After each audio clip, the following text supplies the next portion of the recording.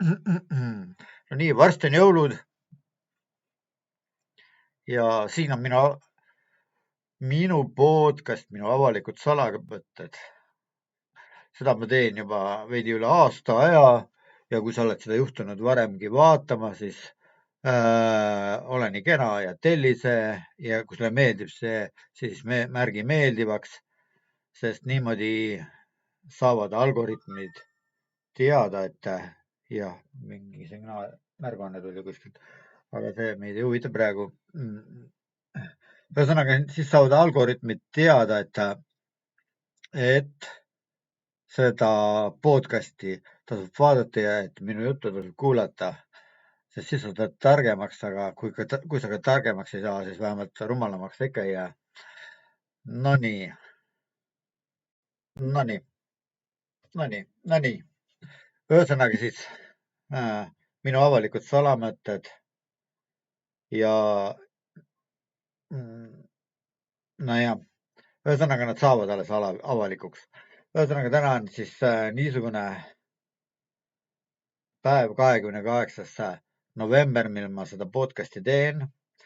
Õhtu hilja, kell on 10 läbi, natukene siin teisel pool seda müüri, seda sa ei näe seda jah, okei, sellest pole lugu. Teisel pool seda vaheseina siin lamab minu koer ja ta puhkab ja tal on nina ots natukene kuum, ei tea, kas tal on palavik või. Igatahes väljas on Ungaris ka suhteliselt külm. Täna hommikul oli jääkirme veetünnil peal ja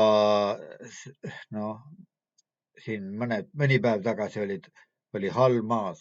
Vahepeal oli ka päris suur lumi juba. Just sellesse ajavahemikku jäi see lumesadu, kui siis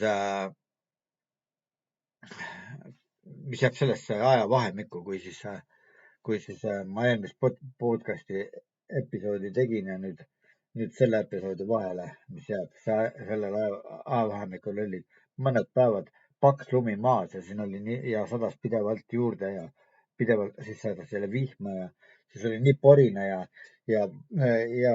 ükskord kui ma tahtsin vetsu minna, siis ma kukkusin seal maja nurga juures pikali maha aga nagu ma olen selline inimene tegelikult, et ma alati kukun niimoodi, et mul ei ole mitte midagi viga.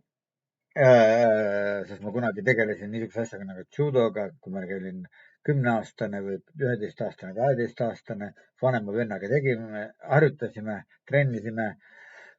Siis ma tegelesin karateega, seal on ka niisugused kukkuda vaja osata. Ja siis ma olin sõjaväes, ma teenisin sõjaväes Vene kroonus Mariupolis ja ma teenisin sõjaväes siis 1982.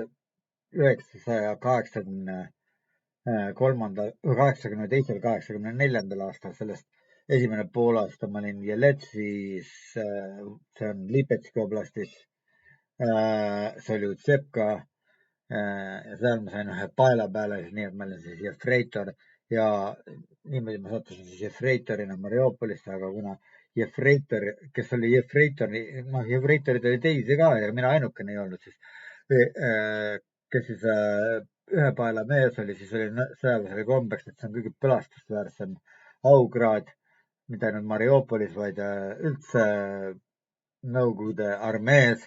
Et siis, kui just keegi sündinud, siis me seda paela peale ei pannud oma mundrile ja me olime pigem tühjade pagunitega kui seda jefreitorina. Aga muidugi nagu tol ajal juba oli sõjaväes, et Dedovšina valitses ja ohvitser oli, ühesõnaga ohvitser oli sunnitud aktsepteerima, ütleme nii, ka teeduskaid ja tšerpakke. Tšerpakid olid siis need kulbid ehk need, kes siis olid 1 aasta ja pool aastat teeninud, teeduskad oli siis 1,5 aastat ja 2 aastat teeninud ja siis teised olid siis noored ja salabornid. Need olid need, kes siis tegid põhilise töö ära ja kui ma ütlen ausalt, siis kui ma sain Tserpakiks ehk aasta juba teeninud olin, siis ma pidin 5 korda vähem töötama, kui ma salabornina pidin tööd tegema. Vot niisugune asi oli siis Mariupolis minu ajal, kui mina käisin Vene kroonus ehk Nõukogude armees, olin sunnitud teenima ja nagu nüüd ma olen kuulnud, et Eestis on ka vist kohustuslik ajateenistus tagasi toodud. Aga jah, Nõukogude ehk Vene ajaga võrreldes ei ole see midagi erilist ja on üsna loomulik, et noored saavad mingisuguse sõjalise ettevalmistuse, minu arvates vähemalt, kuigi ma ei ole sõjaväelane ise ja ma ei tee seda propagandat, sõjaväelist propagandat, aga nii see kipub olema. Nonii, ühesõnaga siis on niisugune kena kas siis hilissügisene või siis varajaselt talvine ilm ja on hilisõhtu, kui ma seda podcast'i teen ja seda episoodi teen praegu ütleme niimoodi, et mina olen kodus praegu, sest ma elan siin praegu, olgu kuidas sellega on siis täpsemalt kõik, et mis koht see niisugune on, see jäägu minu teada muidugi. Okei. Ja siis sel ajal, kui ma seda podcast'i teen, vähemalt täna, ma arvan, et Viktor Orban on veel Moskvas. Täna minu teada ta kohtus täna Vladimir Putiniga, Vene diktaatoriga ja milles nad kokku leppisid, seda täpselt veel ei tea, sest see on alles nii värske uudis, et sellest on veel vara rääkida, aga no nüüd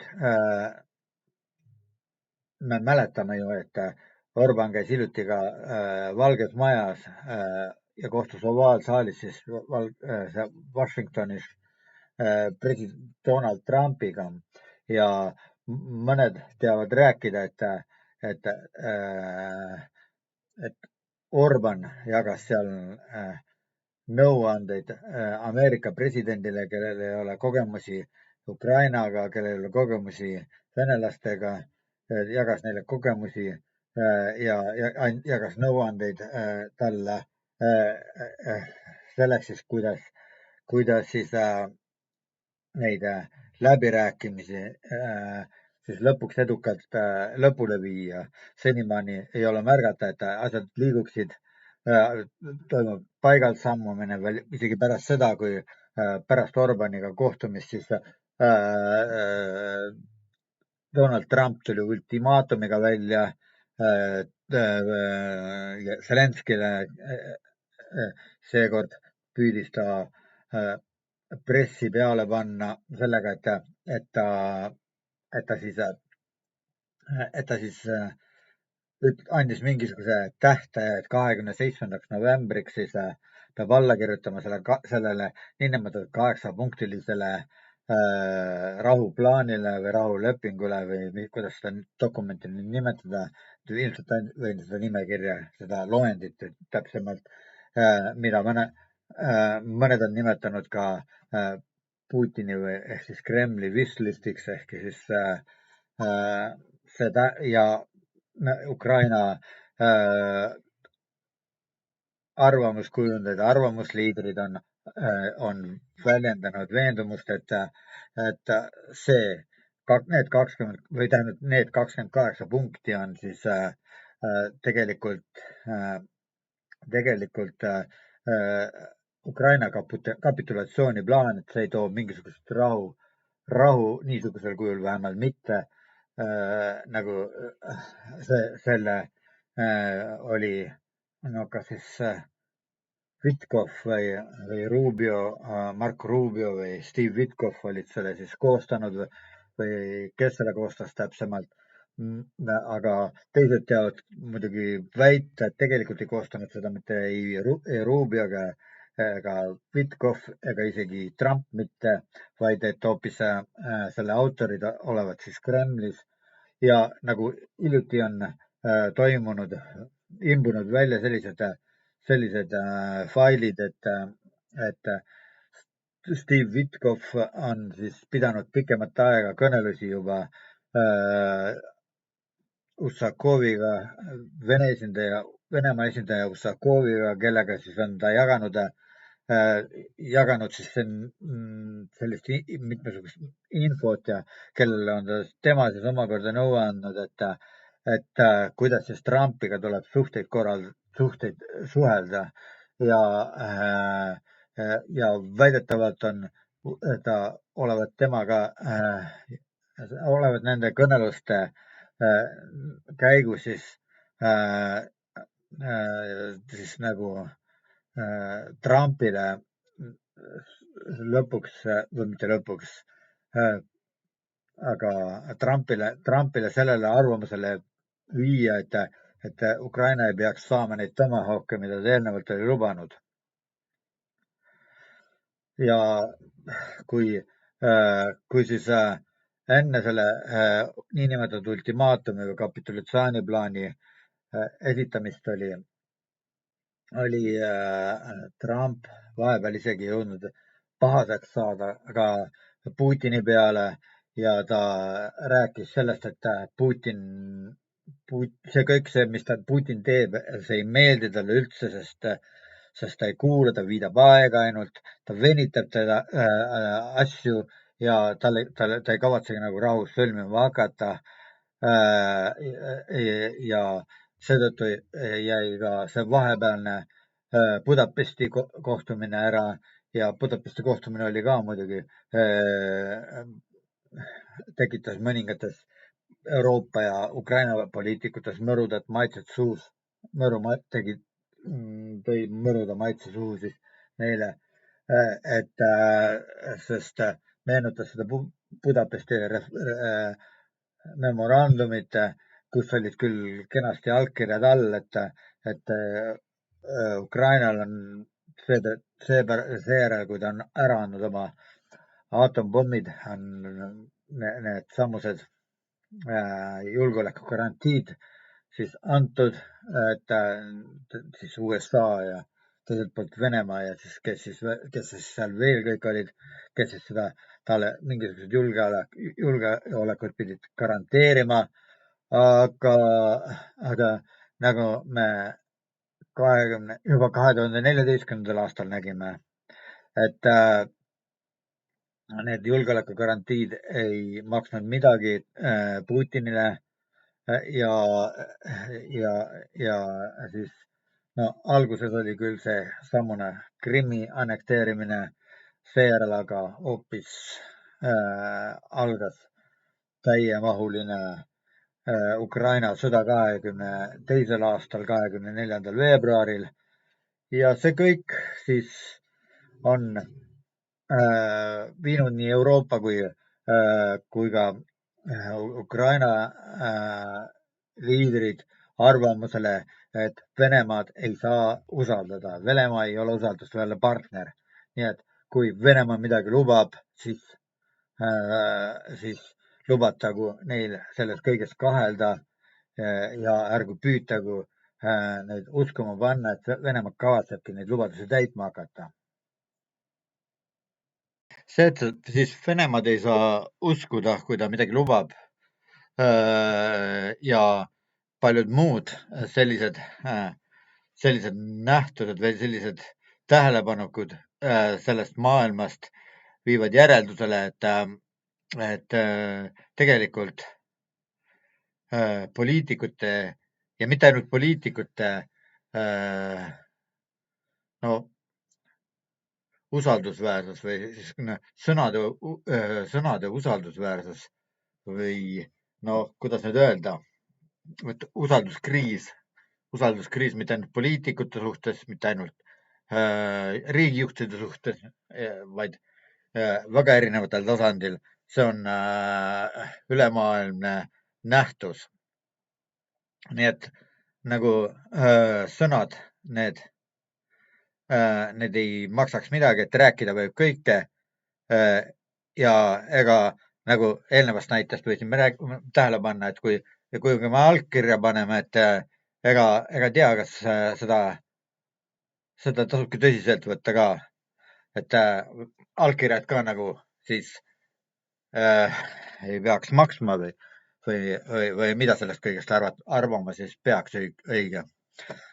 Nojah, muide nii nagu on eelnevalt, nagu ma eelnevalt ütlesin, et Putini sõnad ei ole eriti uskumisväärsed, siis sama ju kehtib ka tegelikult Donald Trumpi kohta, nagu me tema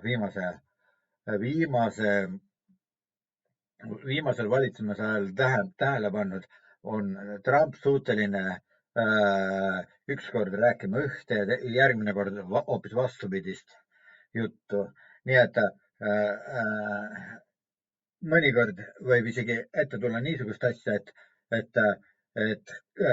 kui Trump midagi vastupidist väidab oma varasematele sõnadele, siis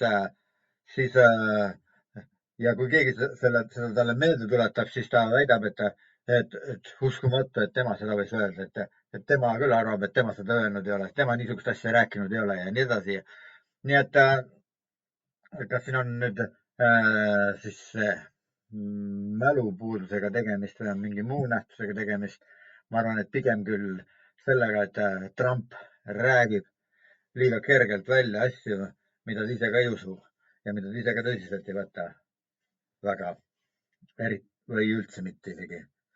No võtab küll ja teeks ka, kui saaks, ja ta oleks juba ammu ka Ukraina rahu teinud, kui oleks saanud. Aga noh, ma olen veendunud muide, et Trump tegelikult on see, mis ta on ütelnud, et ta tahab, et Ukrainas oleks rahu, et talle ei meeldi see, et inimesed hukkuvad Ukrainas, et aga ta rõhutab muidugi mõlemal poolel, nii agressori poolel hukkuvad inimesed kui ka ohvri poolel hukkuvad inimesed ja iseenesest, kes on agressor ja kes on ohver, see ei mängi talle nagu üldse mitte mingisugust rolli, sest ükskord ta nimetab Zelenskit agressoriks ja teinekord Putinit, Putin ja nagu ta ei mõistaks neid asju, mis seal Ukrainas toimuvad. Mitte ainult, et Ukraina jääb liiga kaugele, aga et seetõttu ei mõista, et ta mõistab paremini seda, mis toimub USA-s või naaberosariikides või siis naaberriikides sealsetes Mehhikos nagu teisel pool Mehhiko piiri võib-olla ja või seal Mehhiko piiril. Aga samas võib-olla ei mõista seda, mis toimub Euroopas, kuigi ameeriklaste juurde suurem osa ameeriklaste juured, suur osa ameeriklaste juured on ju Euroopas ja nad on ise ka tegelikult eurooplastest väljarändajate järglased.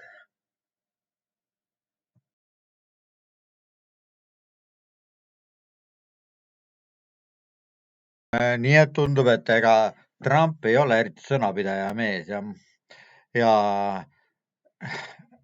no nüüd, kui nüüd siis Trumpiga seoses võtta nüüd ühe endise KGB-lase Sergei Žernovi juttu aluseks, siis no muidugi tema on eriti kriitiline Trumpi suhtes ja ta peab Trumpi psühhiaatriliseks juhtumiks, sest kasvõi niisuguste asjade tõttu, et ta ütleb, ta kordab, ta on nagu mingi Tšehhovi novelli siis palati number 6 tegelane, kes siis korrutab kogu aeg Biden tegi, Biden on sõda, Biden on süüdi ja nii edasi, kuigi maailma asju mõjutavad väga paljud erinevad tegurid. Aga jah, nagu siis eelnevat juttu nagu kokkuvõtteks, võiks siis nagu märkida, et niisuguse inimesega, kes oma sõna ei pea ja kelle hulka kuulub Trump, nendega koos luurele juba ei läheks. Kui sa või ei hakkaks nüüd niisuguseid tegusid tegema koos temaga või temaga koos ühes meeskonnas mängima või temast ka ühes koos, mitte mängima, mängimine on halb sõna, sellepärast et kus elud on kaalul, kus inimeste elud on kaalul, seal ei mängita, seal ei tule mängida, seal ei tohiks mängida, seal peaks asju tõsisemalt võtma, kui mäng on. kuigi mäng on, milleks on mäng? Mäng on selleks, et siis valmistuda ette päriseluks, et õppida käituma päris elulistes situatsioonides, aga kahjuks paljude inimeste jaoks on mäng olulisem kui päriselu ja siis no ühesõnaga, et luurele sellise mehega nagu Donald Trump ei läheks. Mida see ütleb? Aga ta on president, ta on meie kõik, temast sõltub kõigi maailma inimeste elu tegelikult. Eludes midagi sõltub, noh, mitte elu ise, aga temast sõltub väga palju ja ta on ikkagi maailma kõige võimsama ja olulisema riigi juht ja temast sõltub rohkem võib-olla kui enamikest teistest inimestest, kelle kohta me midagi üldse teame selles maailmas. Nüüd, kui me võtame teiselt poolt näiteks ühe meie oma Eestist pärit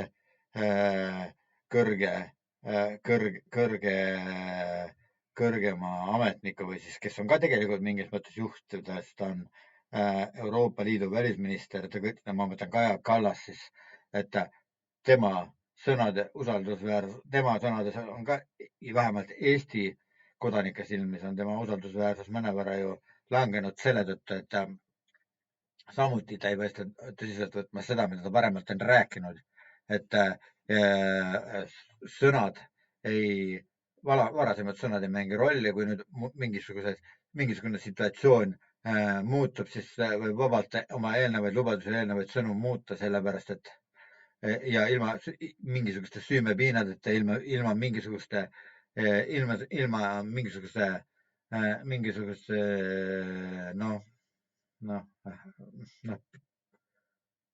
pikemalt mõtlemata ühesõnaga ja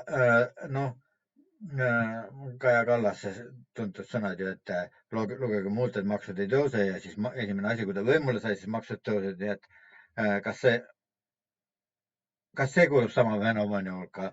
Aga tegelikult on siin palju muidki asju, mis siis sellesama kategooria inimeste usaldusväärsuse kohta kuuluvad. Nii palju inimesi ma tean oma elus, oma ümberringi, kes on lubanud midagi teha, rääkinud, ütelnud, et tuleb järgmisel nädalal läbi sinu poolt ja siis ta ei tule, sest ei tea, mis tal juhtus, ei tea, mis tal oli, võib-olla ta ei tahtnud tulla, lihtsalt meelest läks ära või ei läinud meelest ära, aga siis ta mõtles ümber lihtsalt ja võtab seda kergelt. Need tegelikult nagu on üks teine inimene ütelnud, see oli ungarlane jah, Peeter Tarjani, kes on samuti olnud endine eriüksuslane ja kes on siis samuti töötab mingisuguse analüütikuna, no ta ei tööta, analüütikuna esineb meedias, aga siin Ungaris ja ta räägib palju ka Ukraina sõjast muidugi ja et ühesõnaga, et siis tema, mida ma nüüd tahtsingi öelda. Peeter Tarjani on rääkinud, et see on vale jutt, et kala läheb mädanema peast. Ei lähe kala mädanema peast, kala läheb mädanema kehast. Ja kui me nüüd seda riikide ja tema kodanike alusel võtame, siis riigijuhid ja riigi valitsejad, siis nemad on nagu pea ja keha on inimesed, on rahvas ja samas ei maksa unustada ära ka ühte väga tihti tsiteeritud lauset, et kuidas see oligi nüüd, et iga rahvas on väärt tema juhte ja moraali langus, seda võivad küll mõjutada, seda võivad küll stimuleerida siis need rahvajuhtide otsused ja nende tegevus, aga ikkagi see, mis paneb viimase põntsu ja mis paneb lõpliku põntsu ühele riigile, on tema rahvas. Kui rahva moraal laostub, kui rahvas ei võta tõsiselt ennast kui rahvast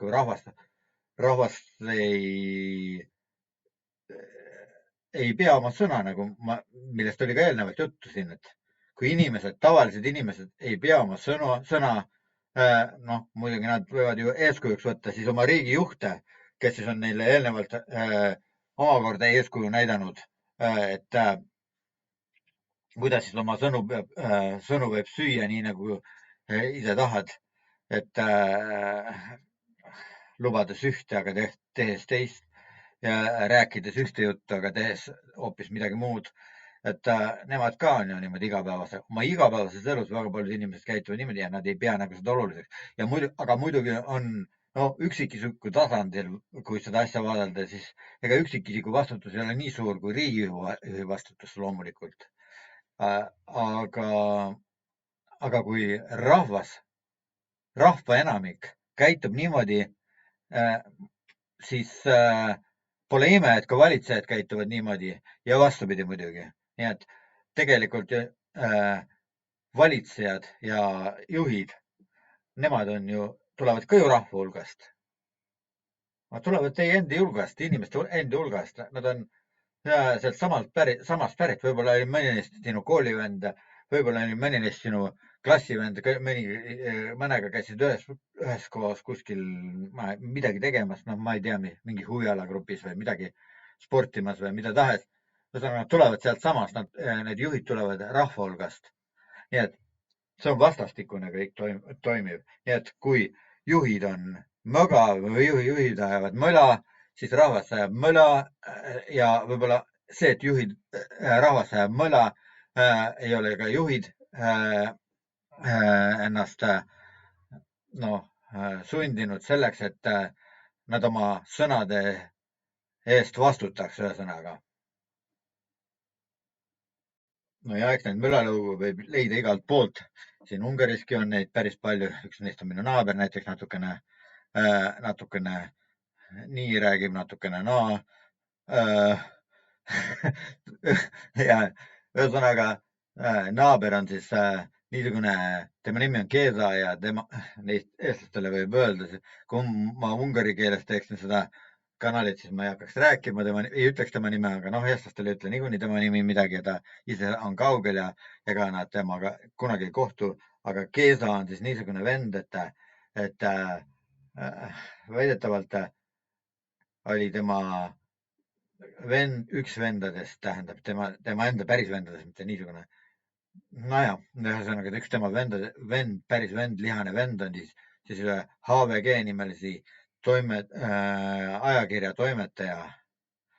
Ja see ajakiri on niisugune vasakliberaalne ajakiri, mis valgustab siin Ungaris poliitilisi ja igapäevaelulisi sündmusi siis sellest liberaalsest maailmavaatest lähtudes.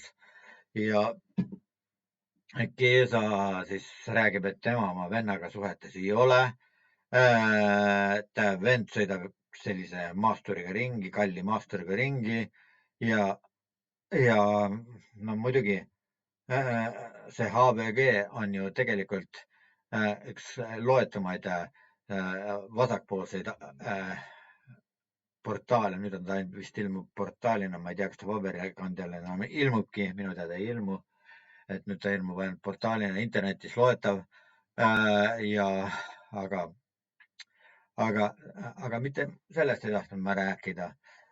Ma tahtsin Keesast hoopis rääkida, mitte tema vennast, kes HVG toimetaja olevat olnud, sest nüüd ta olevat juba tagasi astunud, ta olevat juba ma ei tea, mida ta teeb, ma ei tea, ühesõnaga vanaks jäänud. Et seesama Keesa on siis ka niisugune vend, kes oma sõna ei pea eriti ja ütleb ühte, teinekord teist ja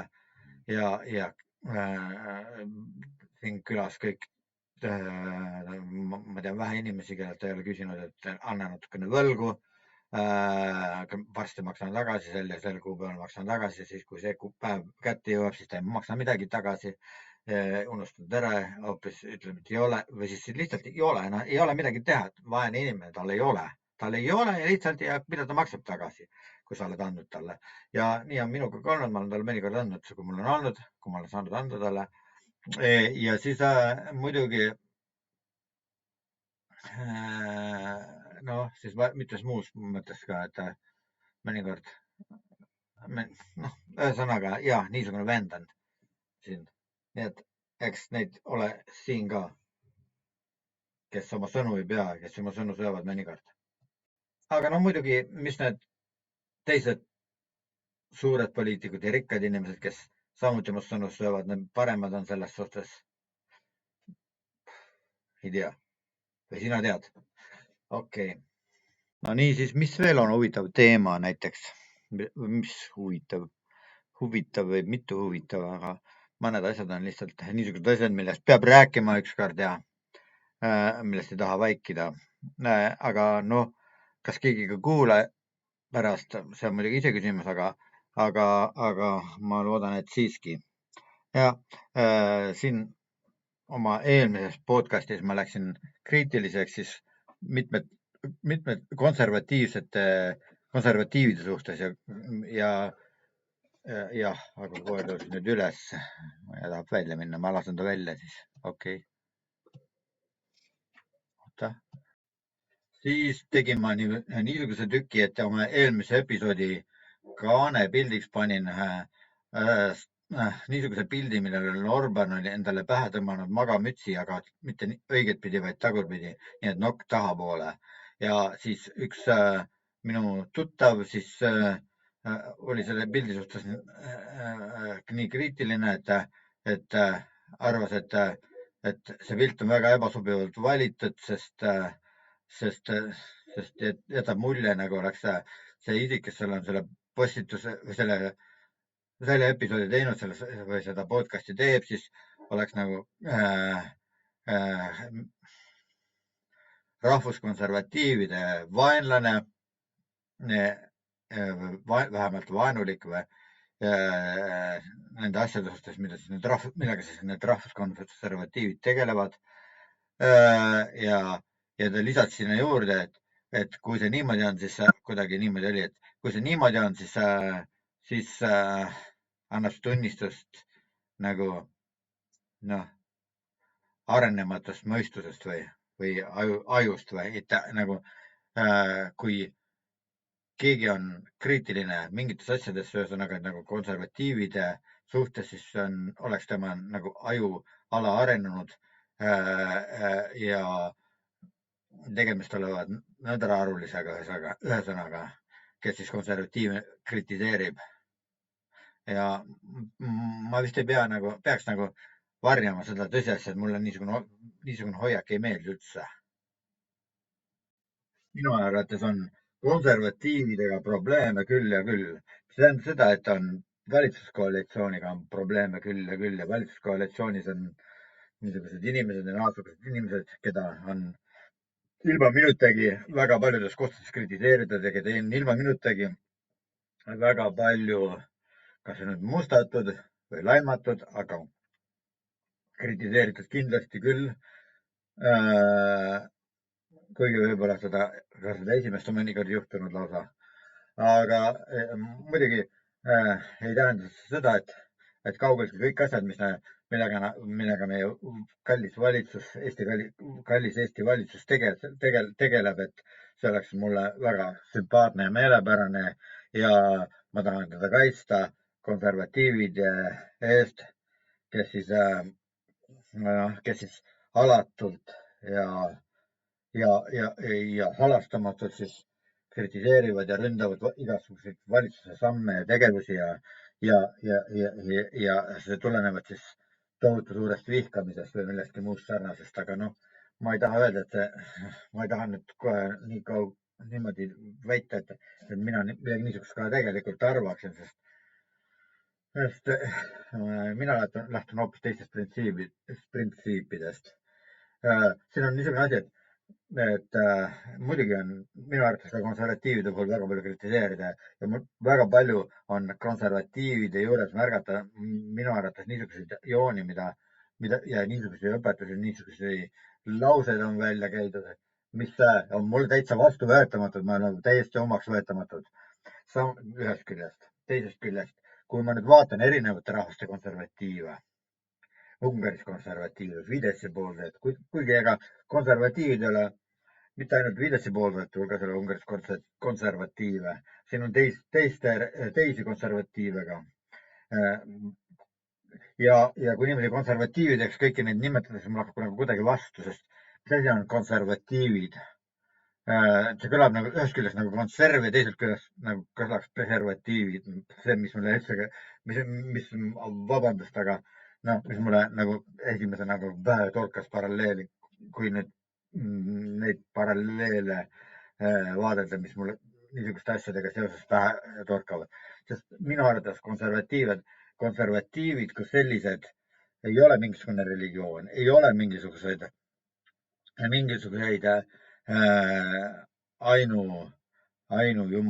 ainuõiguslik ja mingi, noh, kuidas nüüd ongi, eksimatus, ilmeksimatus, nagu paavsti ilmeksimatusest kunagi räägiti, et paavst on jumala asemik maa peal ja nemad on ilmeksimatud ja neid ei tohi, paavsti ei tohi kritiseerida ja mõned arvavad, et konservatiive ei tohiks kritiseerida, et kui sa konservatiividest midagi räägid, konservatiivide kohta midagi räägid, siis tegeled pühaduse teotusega ja sa oled ketser ja sinu suu tuleb kinni panna. Aga noh, see on üks asi. Noh, no vot. Aga ometi on see tõsi, et konservatiividel on väga paljud asjad segamini ja väga palju erinevates maades erinevalt. Ja mis puudutab minu näiteks Ukraina sõjakajastusi, siis ma ei küsi mitte midagi nõu ega ma ei järgi mitte milleski. Näiteks ma ei kajasta Ukraina sõda tegelikult. Ma lihtsalt avaldan mõningaid arvamusi ja sellega, nende asjadega seoses ja oma mõtteid mingisuguseid, võib öelda niimoodi. Nii et see on üks asi. Teine asi on see, et ma ei kuula Rainer Saksa või ma ei tea, kelle veel, Igor Taro arvamusi nende kohta. Ma ei jälgi nende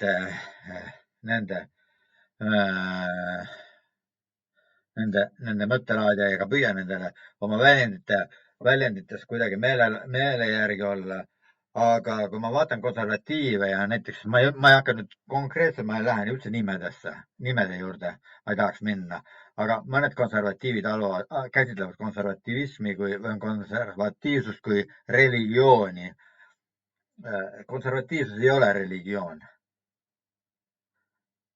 Nii et ma tahan kohe esimene reegel on kohe, et konservatiivsust ei tohi võtta kui mingit religiooni. Ja konservatiivsust ei tohi võtta midagi kui asendamatut. Konservatiivsus on minu jaoks ainult üks sõna. Ja see, mis seal taga on, selle juurde kuuluvad asjad võivad meeldida või mitte meeldida. Aga ma ei võta seda kui usku, ma ei võta seda kui religiooni, ma ei võta kui seda pühadust, mingisugust tema pühadust, kus siis need inimesed, kes seda konservatiivsust õpetavad ja levitavad ja selle ausal politiseerivad, et need oleks siis nagu need inglid maa peal ja siis need liberaalid on kuradid, kes siis tahavad meie maad ära hävitada ja ühesõnaga see on üks, noh, kuidas nüüd öelda, kas kristluse parafraseerimine või kristlusega, ühesõnaga kristliku müüdi töötlus või ümberkujundamine, kui konservatiivsust võrreldakse ja see on nagu rõhutab just seda, et konservatiivsus on mõnede inimeste jaoks nagu mingisugune religioon.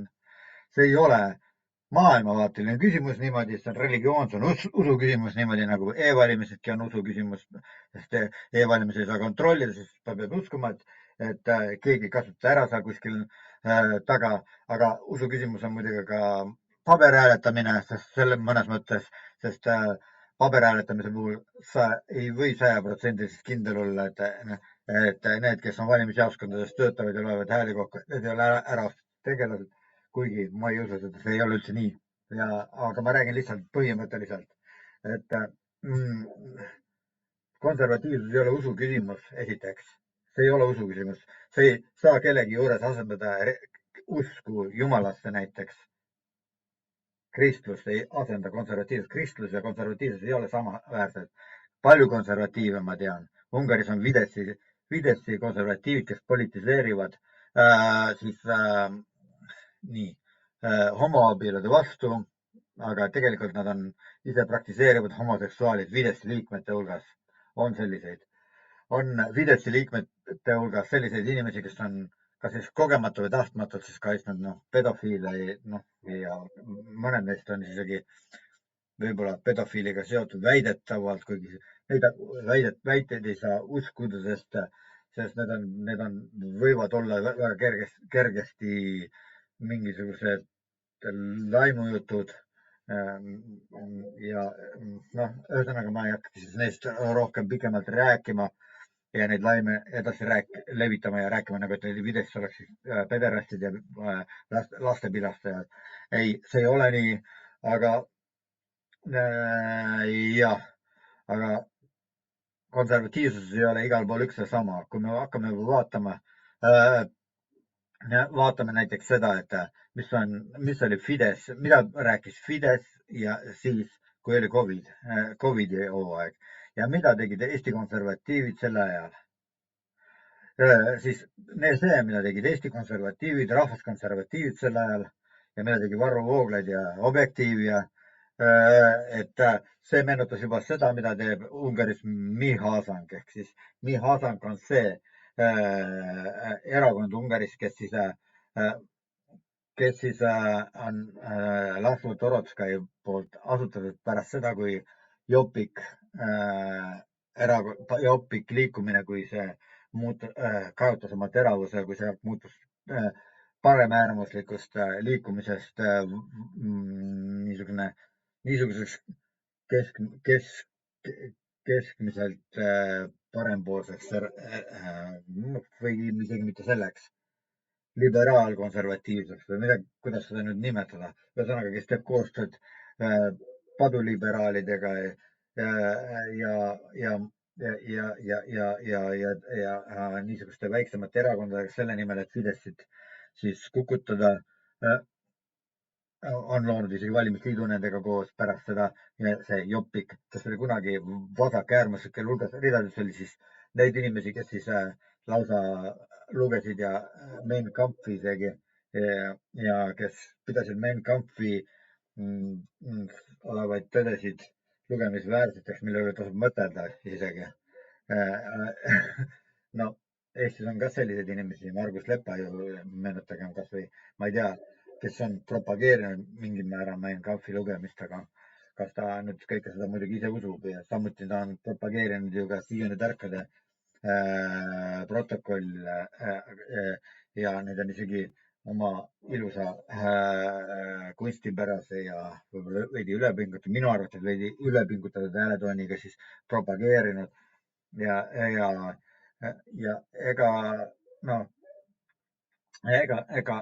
ega minule see ei meeldi tegelikult hästi selles suhtes, aga ega ma ei taha kellelegi nüüd kätt suu ette panna, loomulikult mina ei ole see inimenegi, kes võiks seda teha, mul ei ole selleks mingeid volitusi kelleltki, mul ei ole mitte mingisugust võimu selleks ja ma ei tahagi teha seda. Nii et küll, see selleks. Nii. Ühesõnaga siis, et see, mida tegi teatavas mõttes rahvuskonservatiivid, kas nüüd kõik just, aga mõned äärmuslikud nende hulgast ja nende fraktsioonis olevatest isikutest, siis et see meenutab ju väga seda, mida Fidesz tegi. Fidesz ei teinud, mida Fidesz ei teinud üldse mitte kohe. Vastupidi, Fidesz tegi seda, mida tegi Reformierakond Eestis, sest Fidesz oli võimuerakond ja Fidesz propageeris kõiksuguseid vaktsiine ja isegi tegi sunduslikuks ja maski kandmise tegi sunduslikuks ja politsei, kas nüüd just terroriseeris inimesi tänavatel, aga kes ikka ilma maskita ja käisid neid võisid, nendega võidi kohelda küll halvasti, võib-olla hakkas nüüd halvasti, aga no neile võidi tõsiseid märkusi teha või siis isegi karistada mõningaid neid. Ma ei tea täpsemalt konkreetsetest asjadest, aga Fidesz oli ju vaktsiinide levitaja. Fidesz ei levitanud mitte ainult neid vaktsiine, Pfizeri vaktsiine loomulikult, vaid Fidesz tõi maale ka siis need Sputniku vaktsiinid ja siis Venemaalt ja siis Hiina vaktsiinid.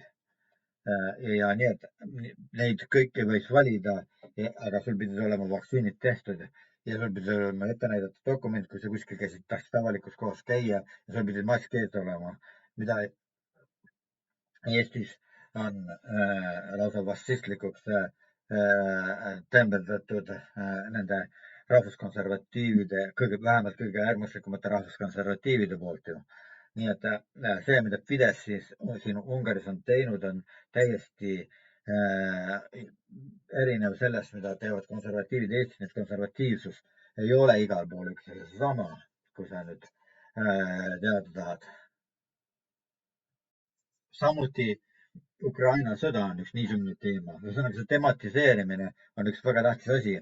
Nagu on üks Ungari niisugune vandenõuteoreetik pigemini, Laslo Bugar väitnud, et tematiseerimine on üks niisugune asi, millega siis liberaalfašistlikud ringkonnad võtavad võimu üle, et nemad dikteerivad ette inimestele teemad, millede üle nad peaksid rääkima, millest nad peaksid rääkima ja mille üle peaks mõtlema ja etteantud teemad, ühesõnaga.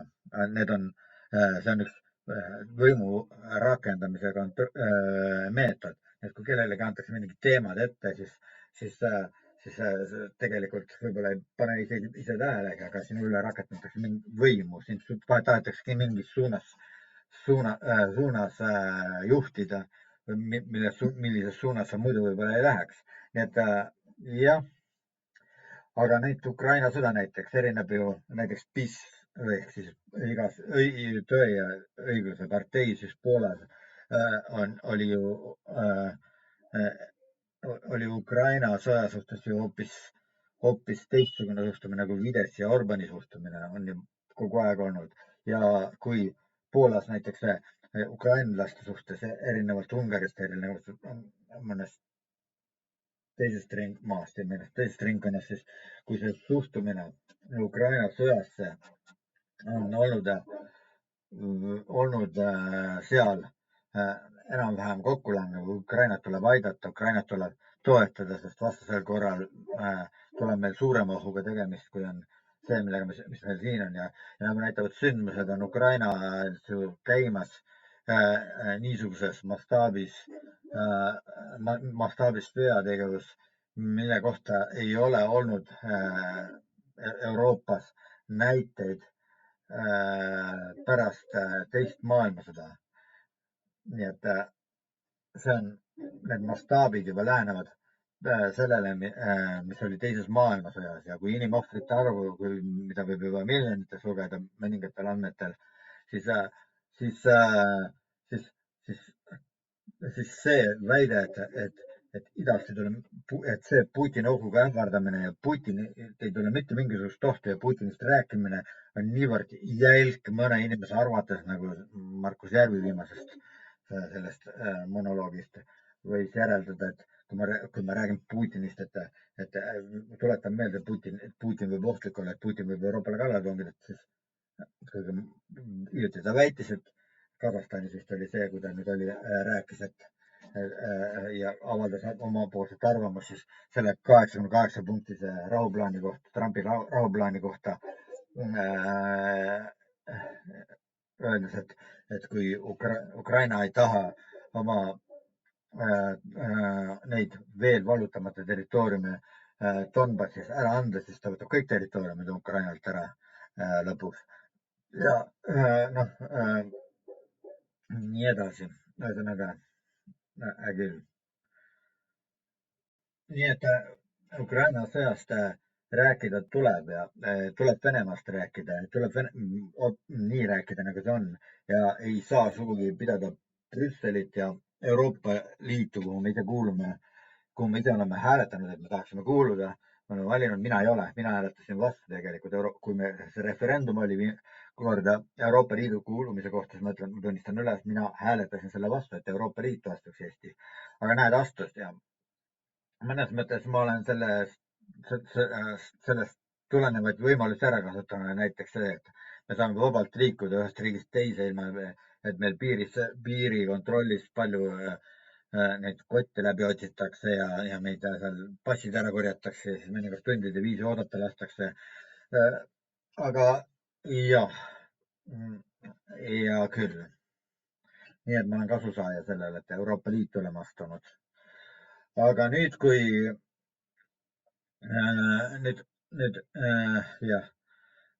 räägitakse, et Venemaast ei üldse mitte midagi mõtet rääkida, sest kui ma vaatan neid konservatiivseid, nad mitte midagi ei räägi, vastupidi, nad räägivad Venemaast ainult siis, ja Venemaast ainult siis, kui tuleb jutuks, et venelasi meil diskrimineeritakse, et meil tahetakse need vene õigeusu kloostrid kinni panna, sest kardetakse, et tulevikus neist võivad vene spioonid saada ja nii edasi. Aga ja siis veel muidugi nende varade kohta muidugi ka, vene varade kohta ka räägitakse mõningaid jutte konservatiivsetes ringkondades ja nii edasi. Aga et Venemaast tuleb üldse rääkida ja Venemaa üldse mitte mingisugust ohtu ei kujuta meie jaoks. Küll taevas appi. Kujutab küll. Venemaa kujutab nii suurt ohtu tegelikult meie jaoks küll, aga mitte otseselt võib-olla. Ma ei usu, et Putin praegu hakkaks Eestile kallale tungima või Balti riikidele kallale tungima või Poolale. Aga muidugi mine tea, enne seda, kui Venemaa tungis Ukrainale kallale, oli täpselt samad jutud ju liikvel ja kui Putin oli viimasel siis Kasahstani sõnavõtus oli Putin isegi valmis kasvõi kirjalikult tunnistust tegema sellest, et allkirjastatud paberil, et ta ei kavatsegi Euroopa Liidule kallale tungida hakata, siis nagu me eelnevalt rääkisime, et see usaldus selle vastu, et kui ta ka sellise paberi välja annab, kas see tähendab seda, et ta ei hakkagi tungima kunagi Euroopale kallale, eurooplastele, mõningatele Euroopa riikidele kallale või ja nii edasi. Et mõtelge selle üle natuke ka, ikka.